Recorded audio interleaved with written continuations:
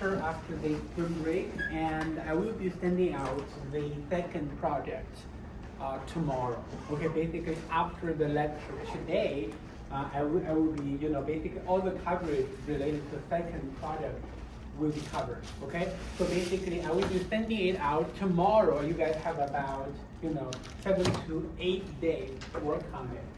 And I will give you the detailed kind of deadline about when to submit the project to the TA. Okay? Just keep that in mind. You will have your second project sent out this week, and then you have to work with the same group of people as you work for the first project. Okay? And then we will have another project after this one. So basically, we will have a total of 3 projects for this course. And that's basically it, okay? So for the second project, okay, in the second project, I will ask you guys to download, okay, stock prices from some online source, okay? So therefore, to prepare you guys for that, I will need to show you something before we started talking about the lecture material that we're going to cover, okay? So there is, so basically in the lecture 5 folder, or lecture 5A folder on HuskyCity, I don't remember which one, there is a file called obtain stock price. Okay, and this is basically the file. Okay, so I wanted to go over this so that you guys know, okay, in R, how do we download stock prices using the code, using the command, okay?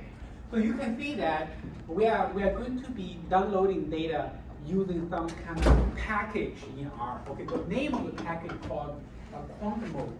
Okay, quant mode.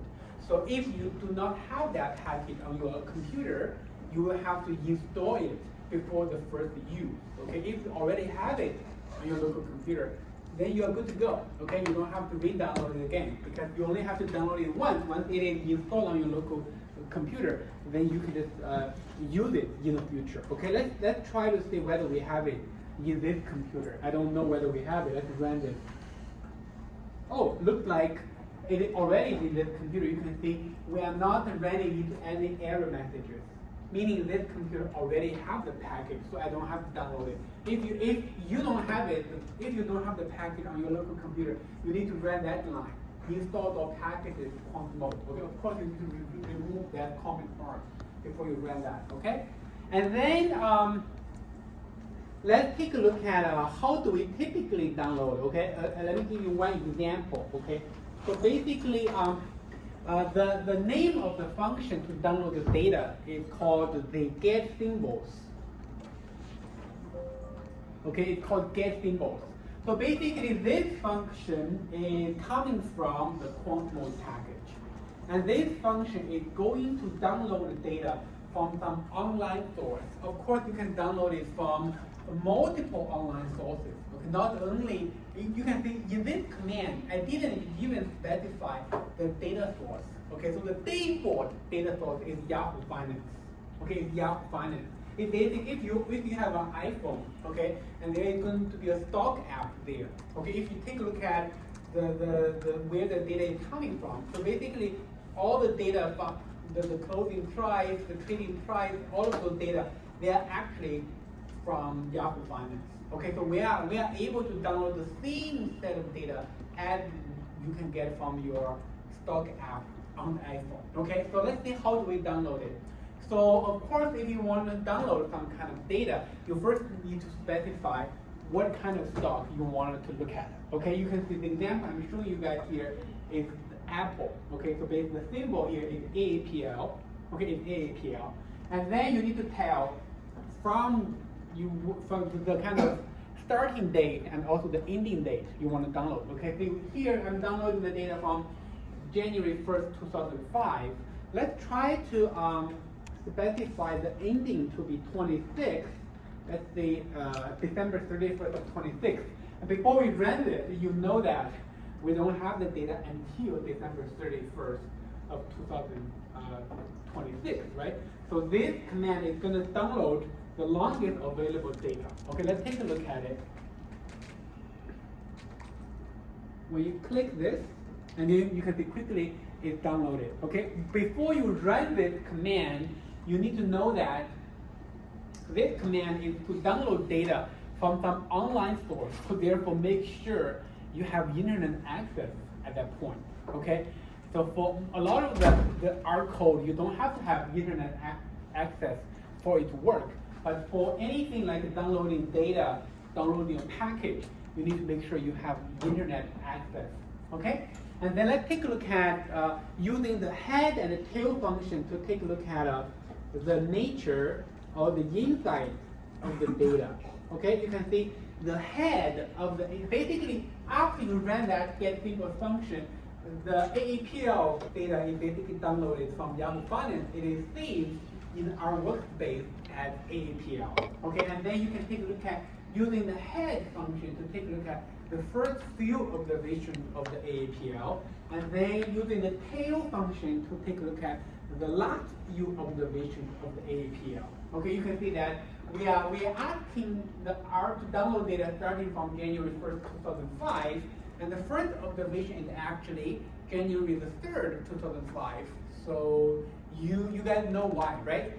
Very likely January 1st and January 2nd are Saturday and Sunday, so therefore there's no trading data available. So the first available observation is the 3rd of January. And all of it, you can actually confirm that because the first week of data is 3rd, 4th, 5th, 6th, and 7th, meaning that is the 4 weeks, right? So basically January 1st and 2nd are basically Saturday and Sunday, so we don't have data available.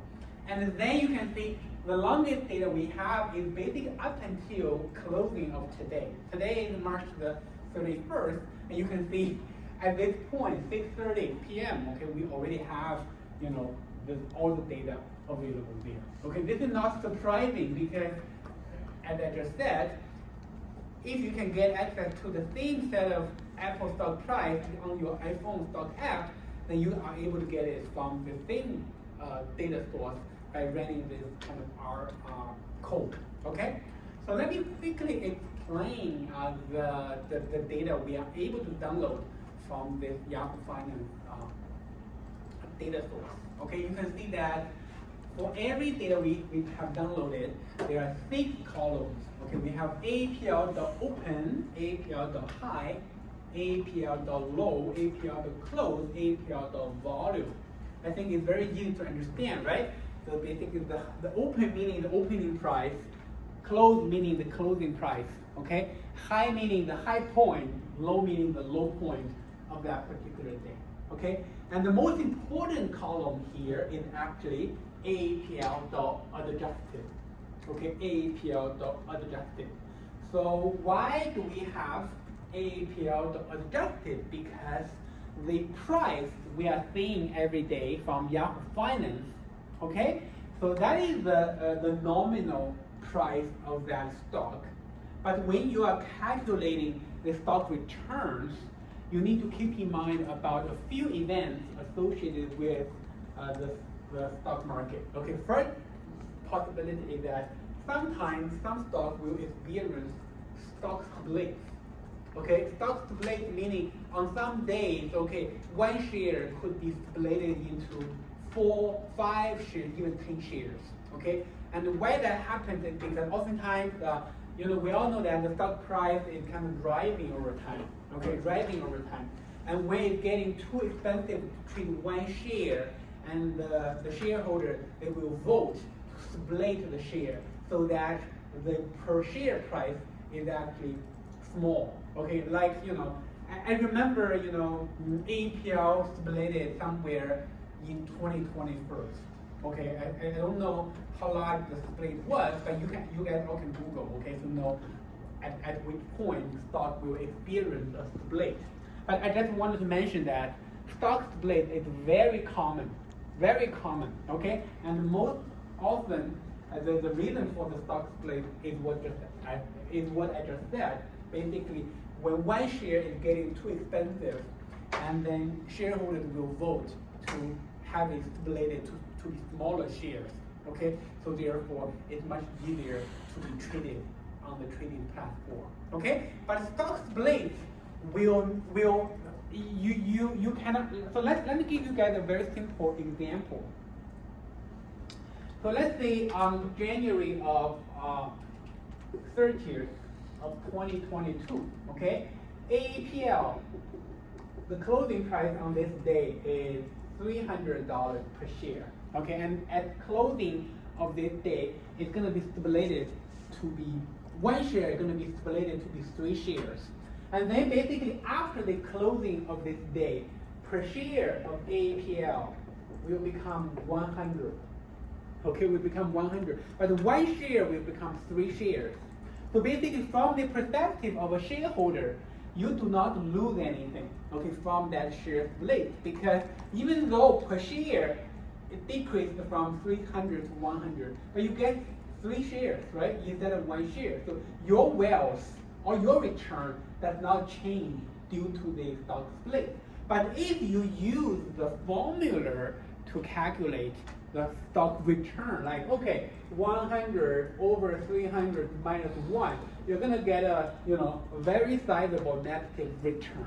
Okay, so meaning that when a stock split happening, you should not mechanically plug the closing price into the formula.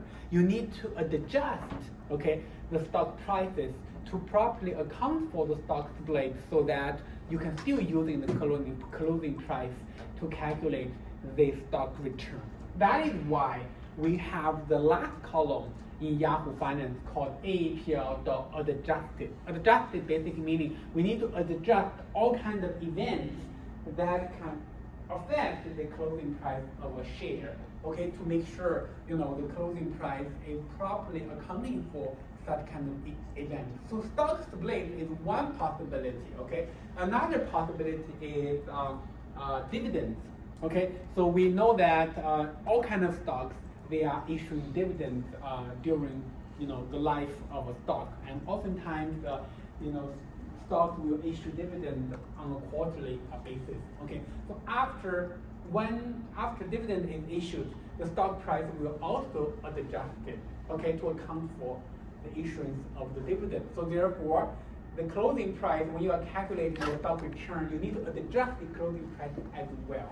Okay, so bottom line, okay, with all that said, bottom line is after downloading the stock price from Yahoo Finance, when you are calculating the stock return, you need to use the last column, okay, AAPL.adjusted, to calculate the stock return. Okay, and when there is no event like stock split or dividends, and you can see that the closed and adjusted, they are the same. Okay, you can see 253.79, so they are the same. But whenever there is such an event, the two will not be the same. Okay, the two will not be the same. You can see in 2005, right? The two numbers are very different. And then I can actually show you guys another example. So we can actually open the web page, okay? So let's open, for example, let's take a look at Google. Okay, and you can see oftentimes you put in a search of Google stock price, right? Oftentimes the first kind of entry here is actually Yahoo Finance, meaning this is probably the most popularly used website for downloading stock price. And then, okay, after you are in here, you click historical data. Okay, you click historical data, and then you will see exactly the same format of the data we just downloaded. Okay, you can see there is open, there's high, there's low, there's close, there's volume, and there is adjust close. That adjust close is basically the AAPL.adjusted we just saw on our kind of environment. Okay, so basically this column is what you are going to be using to calculate the stock price. Okay, so why am I using this example to highlight? Because I know Google recently issued the dividend. Okay, you can see on March the 9th, basically when you guys are taking the midterm exam on that particular day, Google issued $0.21 of dividend. Okay, you can see that after that, okay, the closing price and adjusted close, they are identical. But before that, there is something is okay. Actually, before that, you can see the two are not the same anymore. Okay, they are not the same anymore. That is exactly because of the issue of the dividend. Actually, the difference here, you can see it's actually exactly 21. You can see that. Okay, so basically, all kinds of events like this, okay, dividends or stock splits, all those kinds. Let me see whether there is stock splits. I remember Google has stock splits. Let's take a look at 5-year data of Google. You can see this is dividends, okay, this is dividends, this is dividends, and this is dividends. Dividend is most common because oftentimes stock will issue dividend on per quarter basis. Okay, dividends, dividends, dividends, dividends. Oh, you can see for a long time people didn't even issue dividends. Let's say, but I remember there was a stock split somewhere in 2022 or 2021. Let's take a look at when it happened. Oh, you can see on July 18th of 2022, there is a 20-to-1 stock split. Okay, 20-to-1 meaning one share is splitted to be 20 shares. That is kind of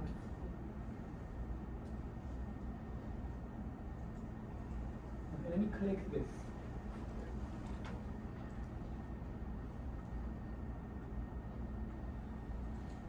I think this may be wrong, right? There is. It doesn't look like a stock split. Let me check.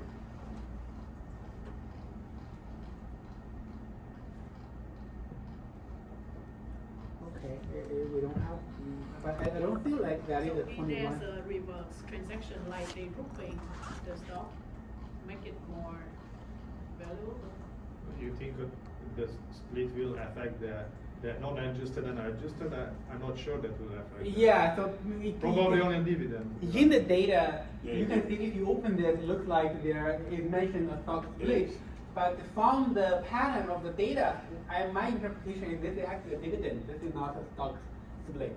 Yes. Okay. So let's quickly check. Let me Google. Yeah, okay. Let me see. It shows that when, it was actually. What? It shows that there was a split of 24-1 stock split. You mean on the page there? Yeah, because I just Googled it and it just says this rate was a 24-1 stock split and making shares more accessible. Oh, I see. Okay. So okay, then it is basically indeed there was a stock split on that day. Okay. So I remember somewhere during the pandemic, but I don't remember the exact dates. Okay. So basically, okay, all the point I wanted to mention related to this kind of Yahoo Finance database is that so you need to be able to, okay, especially you know, a lot of the data we are looking at in this course, we are basically examining the S&P 500, okay? But in practice, we are actually interested in more data, like, okay, individual stocks like Microsoft, Apple, Nvidia, so on and so forth, okay? And even some ETF or mutual fund, okay, you can also download them from here. For example, you can see that you can actually download, like, for example, so this is the VOO is basically the S&P 500 ETF provided by Vanguard. Okay, you can download it by running this command. Okay, you can see the head, VOO, tail, okay. Okay, you can see the data can all be downloaded from the web page, and you can actually examine it. Okay, I know some of you guys are already working. Okay, you probably already have a retirement account, And in that retirement account, you will have access to some mutual fund, all kind of mutual fund, right? You can download it, do your analysis on your own. Okay, instead of relying on financial advisor to do the analysis on your behalf, you can do it all by yourself. Okay, if you know how to analyze the data. Okay, so and I think what I wanted to mention is let's go back to the AAPL data. Okay, what I wanted to mention is that you need to use the thick column, basically the adjusted price column we can do that. That's going to be the price, okay? And then you're going to be using the log of the closing price and then take the first difference. That's going to be the return. Let's quickly take a look at it. Okay, and then let's take a look at the head of the return.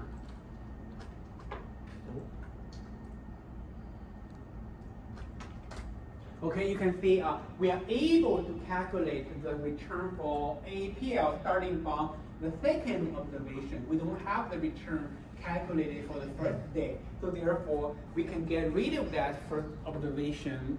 That is basically -1. Okay, that's gonna getting rid of it. And then if you take a look at it again, then you can see that first observation is basically removed. Okay, then you can do all the analysis you want to do based on this return time series. Okay, you can estimate, you can actually make a plot of the return of the AAPL. Okay, this is basically how the return of the AAPL is. The very nice thing about this database is that all the variables here are saved in a time series kind of data subject. Okay, so therefore, when you are making a plot, you can see the x-axis shows very clearly the timing, the specific dates of that observation. Okay, you can see that we know that in the somewhere in 2008. We know this is probably in the fall of 2008. Okay, you can see on one day AAPL can decline by almost 20%. You can see this is almost 20%. One day AAPL declined by 20%. That's how scary the financial market was. Okay, and this is the largest one-day decline of almost 15%. This is in March of 2020. Okay, and that's during the height of the pandemic. And then when is this? When is this? This is almost 10%.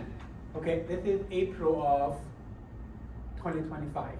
Okay, when there was the trade war. Okay, when there was the trade war, and then you can see that all the data are gonna be showing up very clearly here. Okay, so and then this is how basically you can use this data.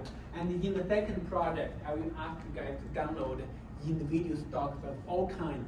Okay, Bank of America, Apple, Microsoft, and then estimating the volatility and then trying to make the forecast, so on and so forth. Okay, and I'm basically showing you all of this ahead of the lecture so that you guys all know how to work with the package. Any question before we move on? One question, why do they typically do the stock split? So let's say a share becomes like $2,000, they do the stock split because it looks better for the investors, so the investors don't think like, oh, this is a too expensive stock, or what's the reason? Because otherwise it wouldn't really matter. Well, okay, so this is the reason. Okay, so for a lot of the trading platforms, like for example Vanguard, okay, for example Fidelity, it doesn't allow fractional trading. Okay, fractional trading meaning you can trade one fraction of a share. Okay, so I think at least as of today, okay, because I'm putting all my shares in Vanguard, so I'm more familiar with Vanguard. So I know that Vanguard will allow you to trade fractional shares of only the Vanguard ETF. Let's say you wanted to buy 1/2 of a share of Apple. Vanguard will not allow you to do that. Okay, the smallest share you can buy is 1 share. So what if Apple's share price is becoming too big, like 20K per share? Then that's gonna scare away a lot of investors, right? So if I have if I have only 5K, I want to invest in Apple, I cannot do that because one share of Apple is 20K. Okay, so therefore, Apple shareholder, they wanted to make their shares more accessible to a broader, audience of investors. Okay, so therefore, when it get bigger, oftentimes, the shareholder or the board of basically during the board meeting, they will vote to have the shares stipulated. Okay, it happens very, very often. Very, very often, okay?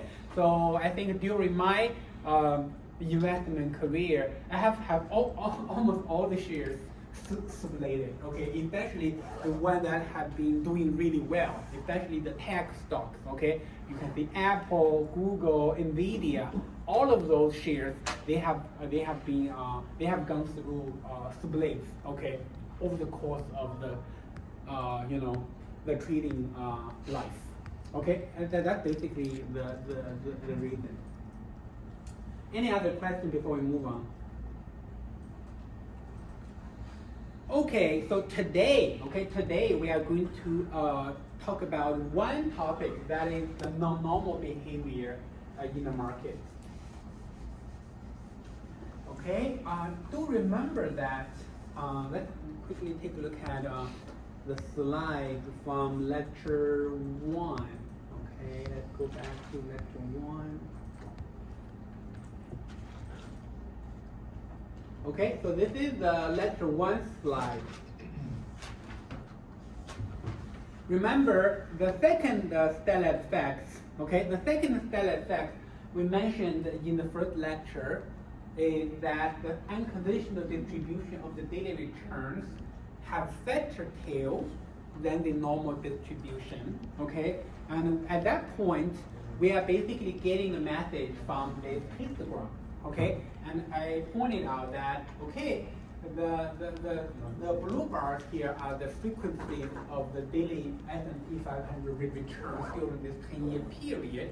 And then the right curve here is the normal distribution curve. And you can very quickly see that the normal distribution cannot fully capture the stock return distribution, especially towards the end of the distribution. You can see that towards the left end, okay, especially for observations like -7%, -6%, -5% per day, okay, those events, they are happening much more frequently than suggested by the normal distribution. Normal distribution will tell you that, okay, those kind of events will happen with a 0 chance, but they are happening more frequently than suggested by normal, okay? And this is what we call fatter tails, okay, fatter tails. Of course, the fatter tails not only happening towards the left end, but it is also happening toward the right end, okay, toward the right end. And more often than not, okay, the kind of very large negative returns, they are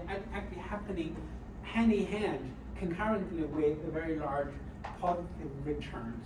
Okay, so oftentimes, during one day, the investors panic. Okay, they all sell stocks. Okay, that's gonna give rise to a very large negative return. And then when the panic goes away, when there is good news coming out, the investors are quickly gonna flock into the market.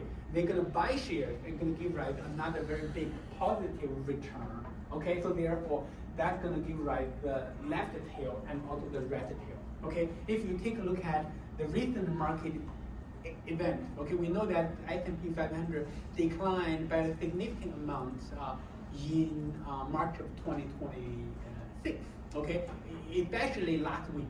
Okay, we know last Thursday, last Friday, the S&P 500 declined by more than almost 1.5%. Okay, and then today there is some good news. Then it goes up by almost 3%. Okay, this is a very common market events. Okay, so basically the very large negative returns and very large positive returns, they oftentimes happen during the same time period.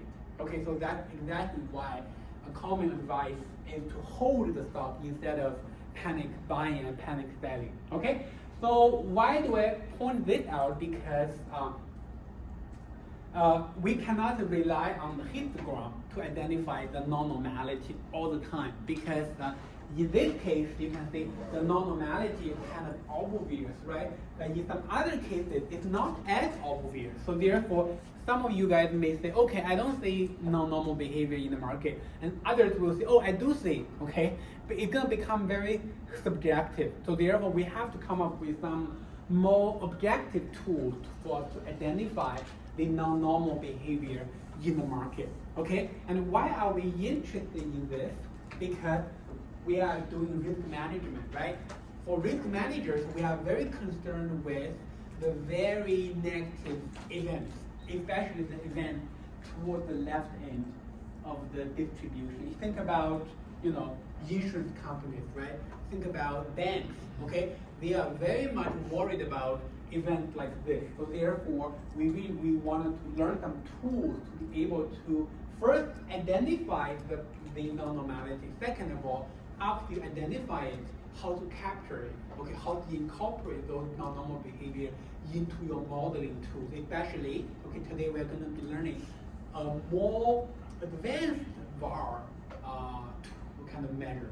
Okay, that VAR measure is able to capture the non-normal behavior. Okay, that's gonna be the big picture for today. So let me now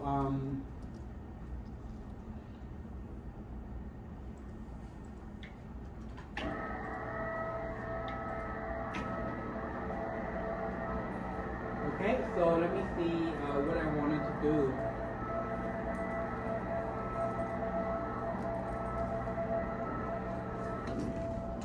Okay, so the first thing I want to talk about is the tool.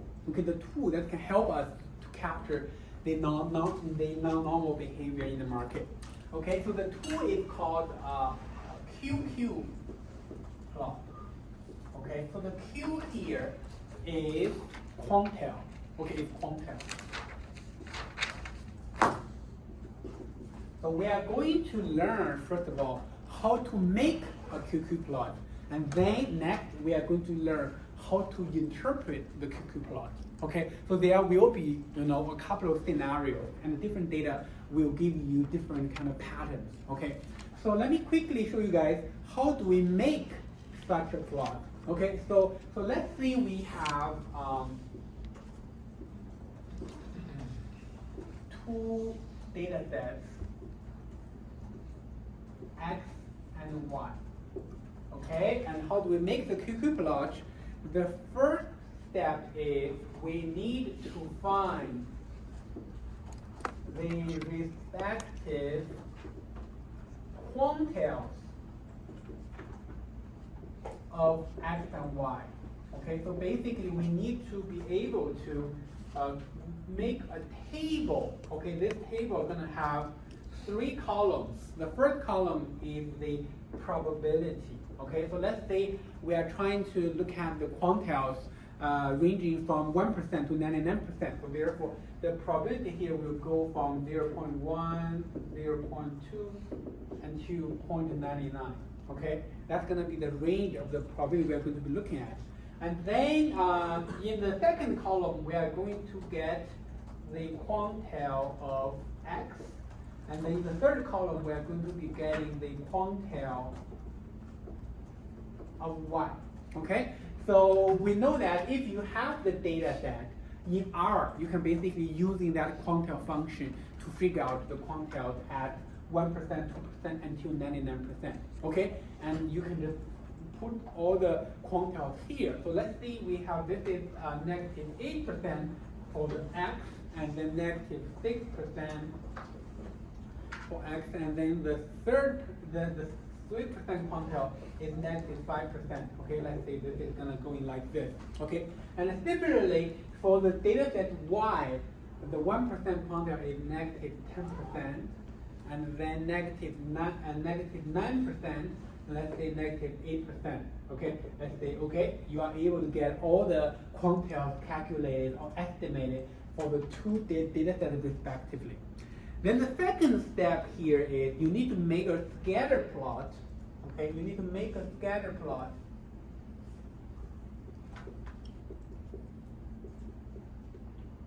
Scatter plot of quantiles So basically, okay, you are going to make a plot like this. Okay, let's see.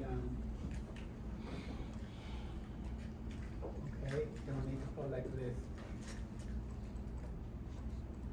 And let's say, okay, you're going to be putting the x quantiles on the x-axis, then the y quantiles on the y-axis. Okay, let me show you how to make that. Okay, so basically, this first percent quantiles of x and y will give you the first data point. Let's say the next 8%, let's say it is here, okay, and the next is 10%, let's say it is here. So therefore, the first data point is going to be here. Okay, corresponding to negative 8% and negative 10%. Okay?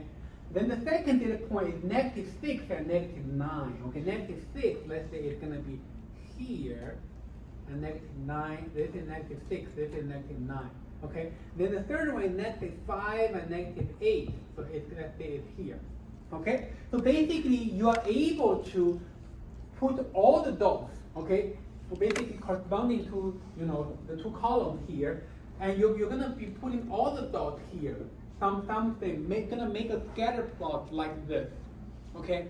And this is basically what we call the scatter plot of the quantiles, okay? Then the third step here is you need to see, or you need to check whether the points here, or in this scatter plot, whether they are going to show up on a straight line, okay, a perfectly straight line. So in this case, if we connect the dots, it looks like they are on a straight line. Okay? So basically the third step here is where you are going to be making the interpretation. So if all the dots, okay, from the scatter plot, they are going to be on a straight line, then we see the x and y follow the same distribution, okay, or they are from the same distribution family, okay. If the scattered point here, they are not going to be on a straight line, they are going to be something like this, okay. So let's say after we make the point, it looks like this, okay, it looks like this. Okay, and then you can see in this case, obviously, you cannot draw a straight line that can connect all the dots. Okay, so this basically meaning that the x and y data set, they are not coming from the same distribution family. Okay, so what I meant by the same distribution family is, so for example, let's see x here is coming from a normal distribution. Let's say x is coming from the normal distribution of mean 0 and standard deviation 1, okay? Let's say y is coming from a normal distribution with mean of 1 and a standard deviation of 2, okay? So in this case, the x and y, even though they have different mean, different standard deviation, but they both follow the normal distribution. That's what we meant by they are coming from the same distribution family. You have a question? The other one that goes up a little bit, is that approaching like a limit or no? What do you mean by a limit? Well, similarly to when it's on the x-axis, where it's going to keep going but never reach quite, you know what I mean? I'm wondering if this is the same way or if it's not following that pattern. So basically, we have the dots first, right? We only have a limited number of dots. Like in this case, we have 99 dots there, right? So what I'm trying to do here, I'm trying to connect the dots, trying to see whether I can put them on a straight line. If not, x and y are not going to be from the same distribution family. If it is a straight line, then they are from the same distribution family. So that is the trick in step 3. So what do you mean by distribution family? This is what I'm trying to explain, right? So let's say x is coming from a normal distribution with mean of 0 and the standard deviation 1. Let's say y is coming from a normal distribution with mean of 1 and the standard deviation 2. They are both from the normal distribution, right? So that's what we call the same distribution family, even though they have different parameters. So let's say the y is coming from another distribution. Let's say what other distribution? Let's see y is coming from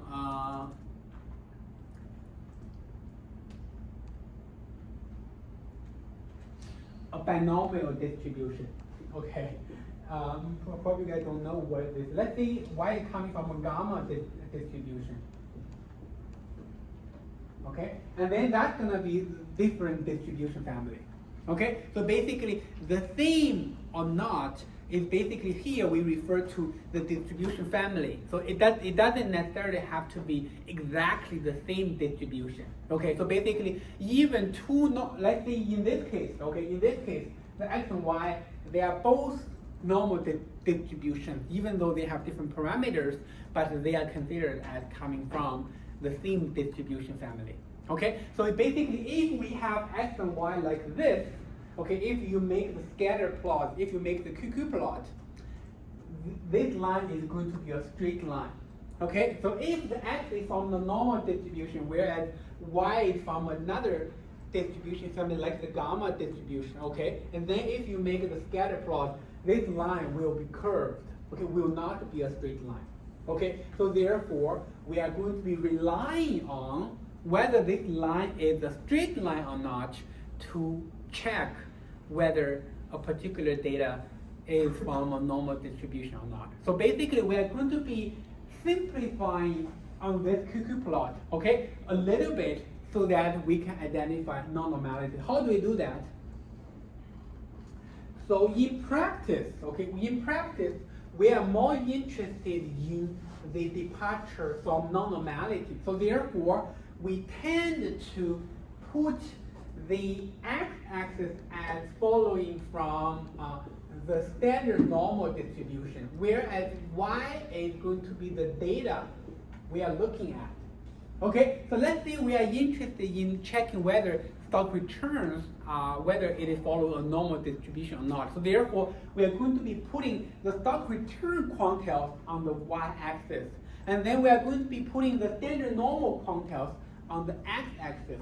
And if the QQ plot follow a straight line, meaning what? Meaning the stock returns are following the normal distribution. Okay. On the other hand, if the QQ plot does not follow a straight line, meaning the stock returns do not follow a normal distribution. Does that make sense to all of you? So basically, we do have a very general form of the QQ plot. The general case is the x and y, x-axis and y-axis, they are basically two separate data sets, okay? And we are looking at whether the line is straight or not. That's going to tell us whether they are from the same distribution family or not. And in practice, we simplify this QQ plot, okay? We are basically putting the x-axis as coming from the standard normal distribution, and we are going to be putting the data set we are trying to check, okay, on the y-axis. And that's going to basically simplify the QQ plot, okay? So therefore, we are going to be looking at whether this line is straight or not to tell us, okay, whether that particular data is a normal distribution or not. You have a question? Yes, Professor. Say, for example, considering in regression, when you are doing a regression line, say, does it mean that all the quantiles for both x and y have to fall on the line for it to be a normal distribution, for the data to follow a normal distribution? What I'm trying to say is, say, like all those points, and they have to, the line has to pass through them. Because in some certain... through the origin? Yes, the various points you plotted. Oh, it doesn't have to be, it doesn't have to pass through the origin. Okay, yeah, because some data might fall on the left-hand side, and some might fall on the left-hand side, but you still have a straight line. Oh, as long as it is a straight line, okay, then it is the same distribution. It doesn't have to be, it doesn't have to go through it doesn't have to go through here. Yeah, okay. Okay, it could be like here, could it be here, could it be here, could be here. At least it has to be a straight line. Okay. Okay, so as long as the line is a straight line, then we know the x and y are coming from the same distribution. And in practice, what we are doing here is we are putting the x-axis as the standard normal distribution. We are putting the data we are looking at on the y-axis. So therefore, that can help us identify whether that particular data follows the normal distribution or not. Okay, I hope that kind of clarifies what we are doing. And then the next question, obvious question is, how do we really, make such a plot? Okay, obviously we cannot every time, check the quantile, so on and so forth. Okay, so of course the good news is that once you know the procedure, okay, so R basically can package all the procedures all together. Okay, there is a command in R called a QQ norm. Okay, QQ norm. QQ norm is basically able to help us make such a kind of a scatter plot. Okay, and then there is also a command called a QQ line. Okay, the QQ line will make a hypothetical straight line in that QQ plot for you to contrast whether the straight line, whether the line is straight or not. Okay, let me quickly show you guys one example. So basically, I think after this kind of analysis or the introduction of the QQ plot here, so the end result is that you need to know how to use these two commands. Okay, how to use these two commands to identify non-normality from any data set you are looking at. Okay, so let me quickly show you guys one example so you guys know how to do it, how to use it.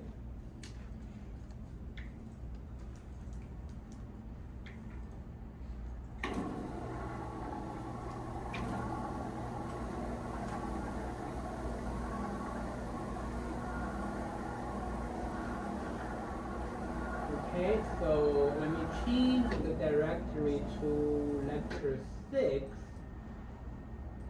And there is a command called non-normal. Okay, so basically what we are talking about today is basically lecture 6. Okay, so all the code I'm going to be using is under the lecture 6 folder on Husky CT. Okay, so you can see that the first couple of lines here, I'm going to be using the S&P 500 for the 10-year period as an example to illustrate whether the stock return follows a normal distribution or not. Okay? Let's run this very quickly. Oh, error. So there's no F-Garch. Oh, I know why. Let's run this. Let's quickly run this. You guys know why? Why there's no packages of F-Garch?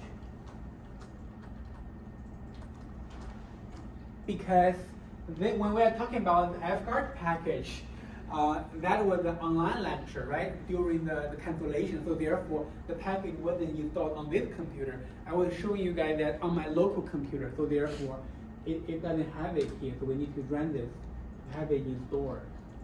Let's use Ohio. Download it.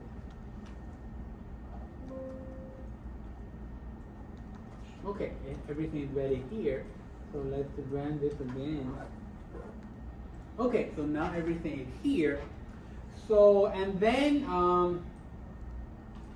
the next three lines here is that you can see we briefly talked about the standardized returns. Okay, the standardized returns, I think in the lecture right before the midterm. Okay, so basically when you are using the Garch model, okay, you can create a proxy for the shock. Okay, let me write this down.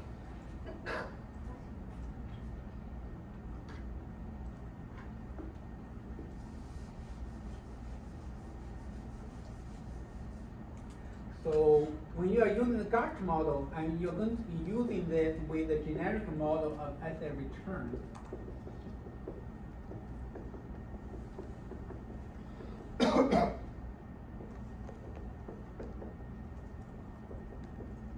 Okay, so basically this is what we call the shock. This shock is oftentimes assumed to be independent and also normally distributed. Okay, and in the lecture before the spring break, we mentioned that we are able to check do a diagnostic check whether the independent assumption holds there, okay? And then today, basically, we are able to further check whether the normal distribution assumption holds, okay, underlying the Gaussian model. So basically, if you wanted to check whether the V here follows the normal distribution, you first need to create a proxy that can represent V, okay? That proxy is basically what we call the standardized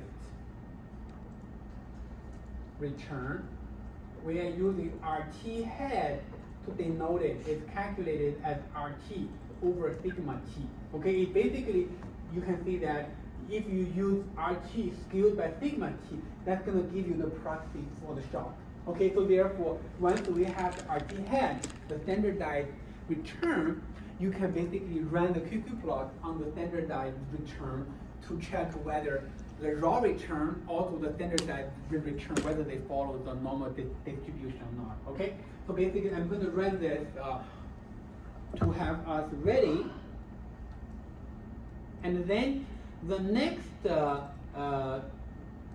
couple of lines here, this is basically the QQ norm and the QQ line. You can see whenever I make the plot, I'm making the plot, I first run the QQ norm. Okay, you can see in the QQ norm, the only input here is basically the data you are trying to look at. Okay, right? The IEP here is basically the FNCE5321 daily return. So the main here, okay, the main here is basically the title of the plot. Okay, when you're making a plot, there's going to be a title there, and the color here is basically the line. Okay, and then LYD here is the line width. LYD equals 4, meaning the line is going to be a slightly thicker than the general kind of the default version of the line. Okay, so let's quickly take a look at it. So I'm going to run this first. Okay, so this is basically the QQ plot of the S&P 500. Okay, the QQ plot of the S&P 500. So basically, the black line here is the QQ plot, basically the quantile line. And very obviously, it doesn't follow a straight line, right? You can see it kind of curves like this way and it curves that way, and definitely not a straight line, meaning that an S&P 500 returns definitely does not follow a normal distribution. Okay, and then the right line here is basically made by the QQ line command. It basically tells you, okay, if this stock return follows the normal distribution, where is the QQ line? Okay, basically the right line here is the hypothetical QQ plot if the stock return follows the normal distribution. So therefore, the contrast between the black line and the right line highlighting the departure from the normality. Okay, and I think in basically in a few like in 20 minutes, okay, I'm going to show you guys how to interpret the departure. Okay, so at the left end, okay, you can see the black line is below the right line. So what does that mean? Does that mean a fatter left tail or a thinner left tail? Okay, and we also know that toward the right end of the QQ plot, you can see the black line is above the right line. How to interpret that departure, right? Right now, from this diagram, we only know that there are departures. Okay, there are departures from a straight line, meaning that the stock return doesn't follow a normal distribution. Okay, I can tell you guys ahead of time. Okay, so how to interpret this? So basically, toward the left end, okay, when you are seeing, when you see the black line is below the red line, that is interpreted as fatter left tail. Okay, fatter left tail, meaning the stock returns, basically the very negative stock returns, they are actually happening more frequently than suggested by the normal distribution, okay, which we call fatter left tail.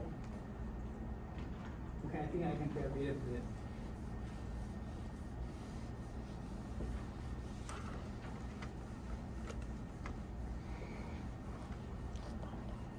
Okay, that is called fatter.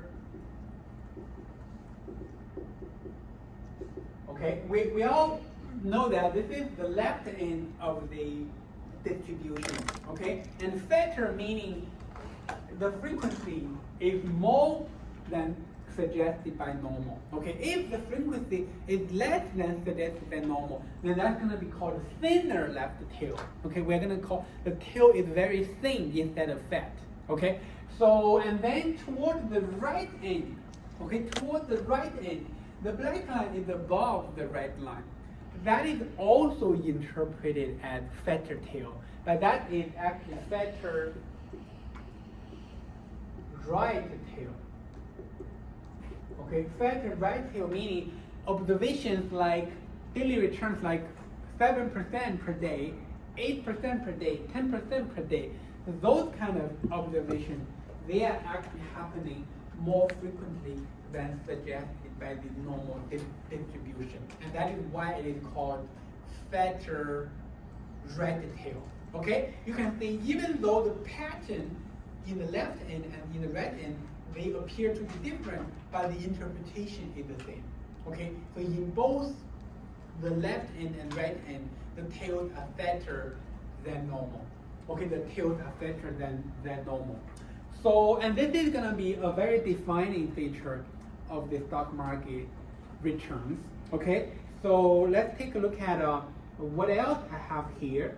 So let me quickly go back to this. So right now, I'm just telling you, okay, this is interpreted as fatter left tail.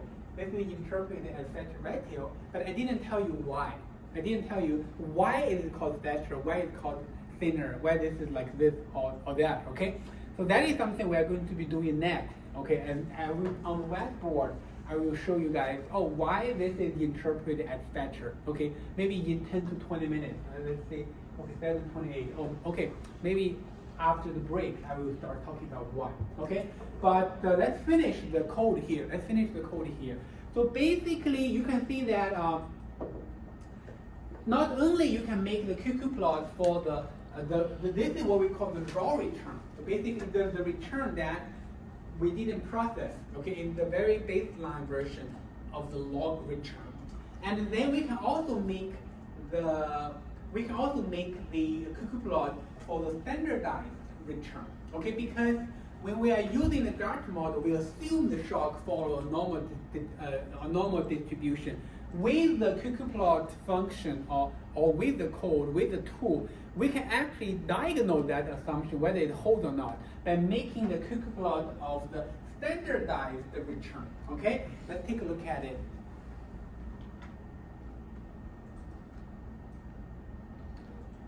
Okay, the plot is basically here. Okay, so basically you can see this is the QQ plot associated with the standardized return. And obviously, the interpretation is going to be the same. So basically, the left tail is also fatter for the standardized return. The right tail is also fatter for the standardized return. Meaning what? Meaning, okay, the normal distribution assumption we use in the Dart model doesn't hold exactly. Okay, doesn't hold exactly. But if you compare this figure with the figure for the raw return, you do see the departure is becoming smaller.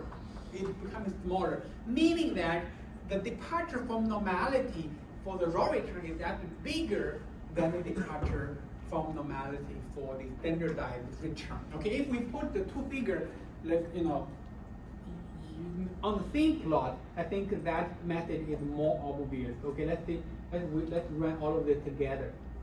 Basically, you can see I'm able to put the two plots on the same figure. Okay, the left plot here is basically the QQ plot for the raw return, and the right plot is the QQ plot for the standardized return. Okay, you can see in both cases, the returns does not follow a normal distribution, even though the departure from normality for the standardized return appear to be smaller.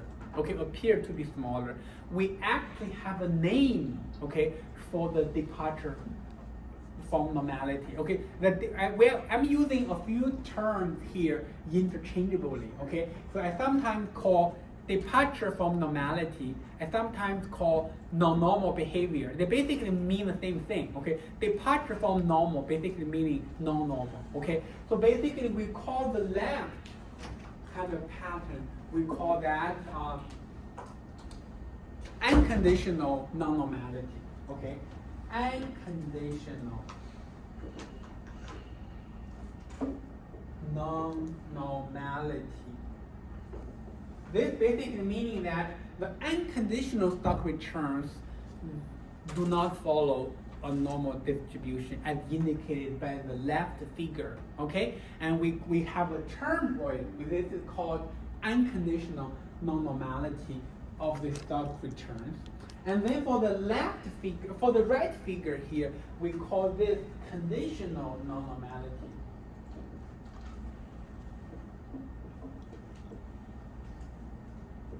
Okay, so it is still not normal, but because the returns are already standardized, okay, so therefore the returns are kind of conditional on using the Gauge model. So therefore, such non-normality is called conditional non-normality. Okay, conditional non-normality. And then by this point, you can actually relate, okay? We can actually go back to the lecture 1 slide. So there was one stellar effect that is exactly talking about the pattern we have here. Let's go back to the slide. Okay, so in the lecture 1 slide, so one of the stellar effects is, okay, stellar effect number 8, you can see, even after standardizing returns by a time-varying volatility measure, they still have faster than normal tails. We will refer to this as evidence of conditional non-normality, and it will be modeled in chapter 6 and 9. Okay, so this is basically what I'm talking about on basically here. This is exactly what we are talking about here. Okay, so basically this figure, okay, and my hope or my expectation for you guys is you are supposed to be able to make such kind of plot and then interpret what they mean, okay? So in this case, we know this is a QQ plot for the raw S&P 500 returns, and because the black line is departing from the red line, so therefore this is interpreted as non-normal behavior in the S&P 500 raw return, okay? And we call this unconditional non-normality, whereas for the red figure, that is for the standardized returns and still exhibit non-normal behavior. So that is called conditional non-normality. Okay, and the red figure is actually exactly a diagnostic test for the normal distribution we made regarding the shock process in the Gauge model. It indicates that the normal distribution assumption, you know, there is some departure there, even though the departure is not that big. Okay, it's not that big. Okay, so another issue I wanted to mention. Okay, another issue I wanted to mention is this. So, let's go back to the slide. Okay, you can see this is stellar effect number 8. Okay, so there is a stellar effect number 9. Okay, as the return horizon increases, the unconditional return distribution will change, will look increasingly like a normal distribution.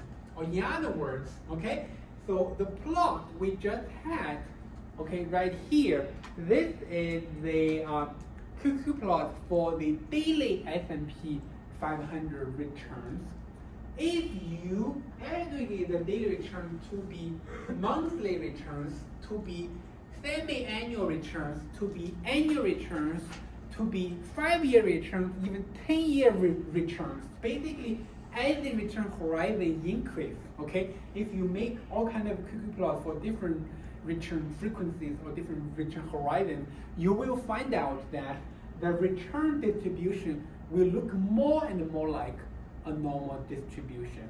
Okay, so basically the departure will become smaller and smaller. Basically the black line will curve like this, will gradually coincide with the red line. Okay, so therefore the non-normality is more of a concern for high frequency returns like daily. Okay, and exactly because we are all oftentimes doing risk management at the daily frequency, so therefore we are very interested in the non-normal behavior in risk management context. Okay, but if you are doing portfolio management, especially for your retirement account, okay, or for retirees, okay, so their investment horizon is long, right? 30 years, maybe 50 years, okay? So therefore, they are not concerned with the day-to-day movement of stock return. They are more concerned with, okay, whether the 5-year return looks like a normal distribution or not, maybe the 10-year return, whether it looks like a normal distribution or not. Okay, for them, okay, the non-normal behavior will become less of a concern. Okay, so therefore, I hope you guys know under which kind of context, okay, the non-normal behavior will become a concern. Okay, any questions with all the discussion here?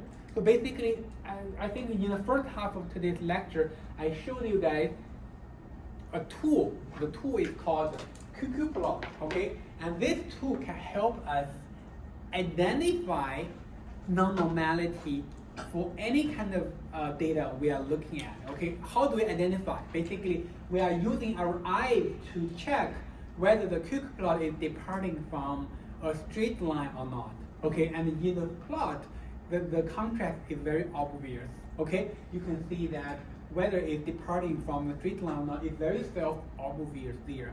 You can actually check the size of the departure. For example, in this case, the departure is very big, right? Whereas in this case, the departure is kind of small. Okay, so therefore, you know how to identify non-normality more formally. You don't have to rely on the histogram, okay, to make the judgment. You can use something like the QQ plot, okay? And then you can also relate what we are talking about here to the Stella effect we talked about at the very beginning of this course, okay? So basically, you know why this is called unconditional non-normality and why this is called conditional non-normality. And you also know that if you have the data for stocks, okay, if you take a look at the daily return, monthly, quarterly, annual, okay, you will find out the pattern is gonna look very, very different. Okay, increasingly it will look like a normal distribution.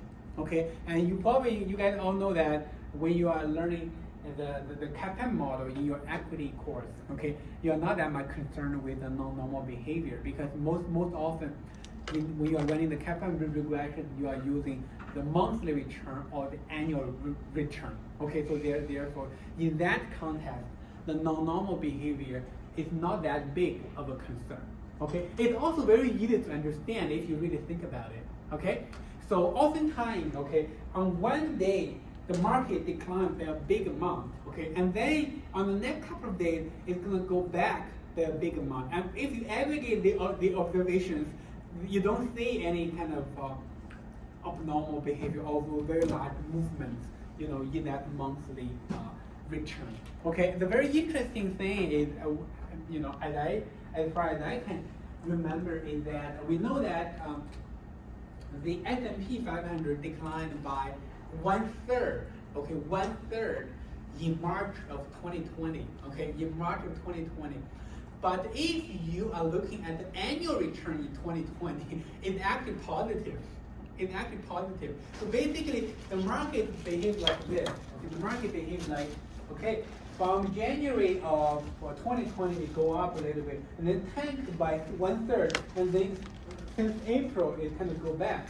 Okay, so basically, if you look at the annual return for 2020, the return is actually positive. So therefore, the tails, the very fat left tail, they can show up in daily returns or in monthly returns, but they don't show up in in longer horizon like annual return or even 3-year return, 5-year return.